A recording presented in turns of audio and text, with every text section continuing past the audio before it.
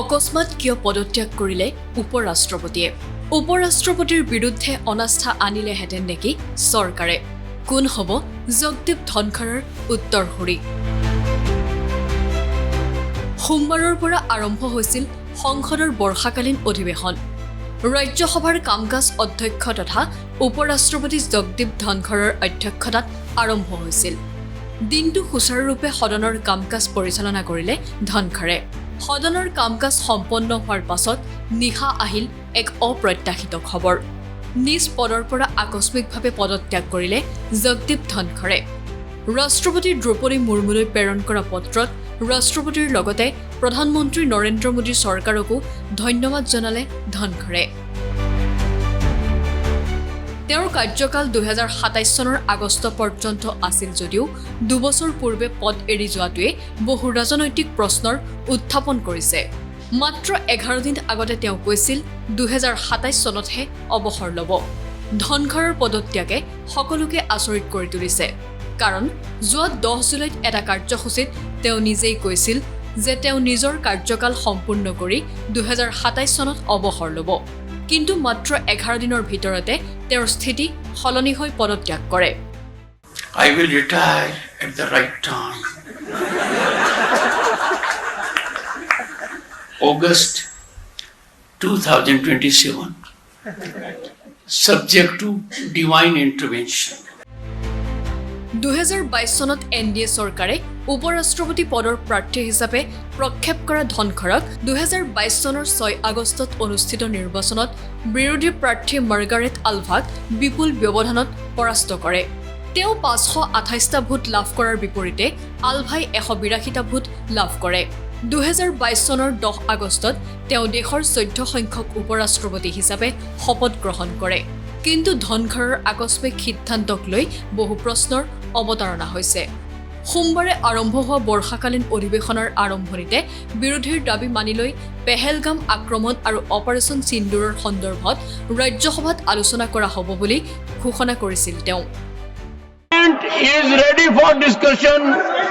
The government is ready for comprehensive discussion.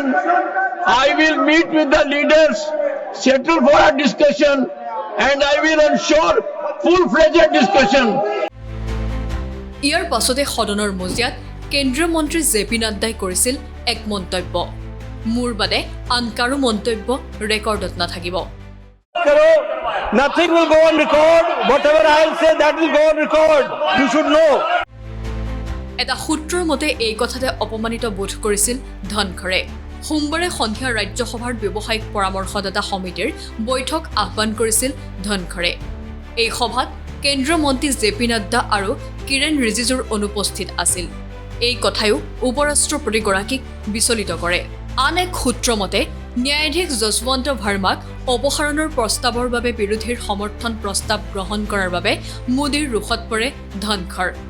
ন্যায়াধীশ ভাৰ্মাৰ বিৰুদ্ধে মহাভিযোগ উত্থাপনেৰে ন্যায়পালিকাক দুৰ্নীতিৰ অভিযোগত আক্ৰমণৰ পৰিকল্পনা ৰচিছিল মোদী চৰকাৰে।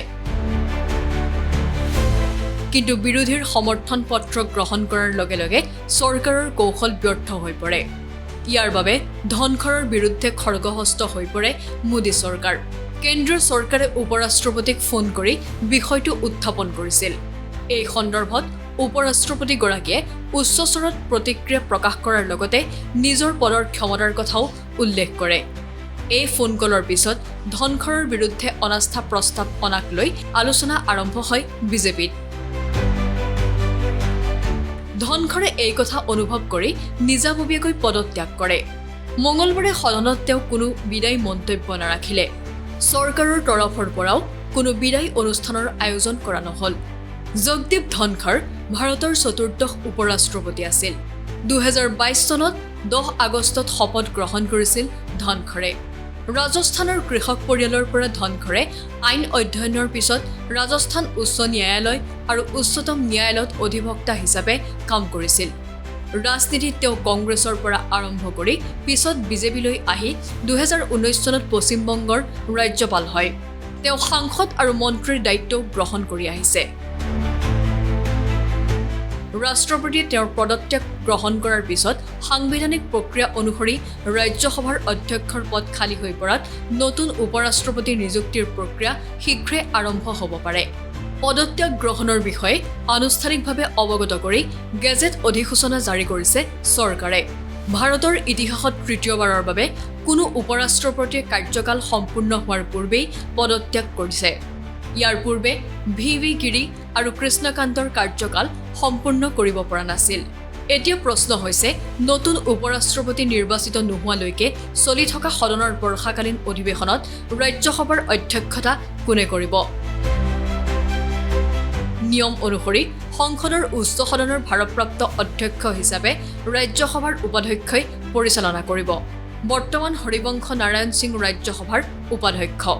ভাৰতৰ পৰৱৰ্তী উপৰাষ্ট্ৰপতি নিৰ্বাচন নোহোৱালৈকে এই ভূমিকা সাময়িকভাৱে পালন কৰিব হৰিবংশে। সংবিধানৰ ৯১ নং অনুচ্ছেদ অনুসৰি উপৰাষ্ট্ৰপতিৰ পদ খালী হ'লে ৰাজ্যসভাৰ অধ্যক্ষৰ কৰ্তব্য পালন নোহোৱা হৈ নাথাকে। সংবিধানৰ ৯১ নং অনুচ্ছেদ অনুসৰি ৰাজ্যসভাৰ উপাধ্যক্ষক অধ্যক্ষৰ কাম কাজ সম্পাদন কৰিবলৈ সাংবিধানিকভাৱে ক্ষমতা প্ৰদান কৰা হৈছে। নতুন উপৰাষ্ট্ৰপতি বাছনিৰ বাবে ইতিমধ্যে প্ৰক্ৰিয়া আৰম্ভ কৰিছে বিজেপিয়ে।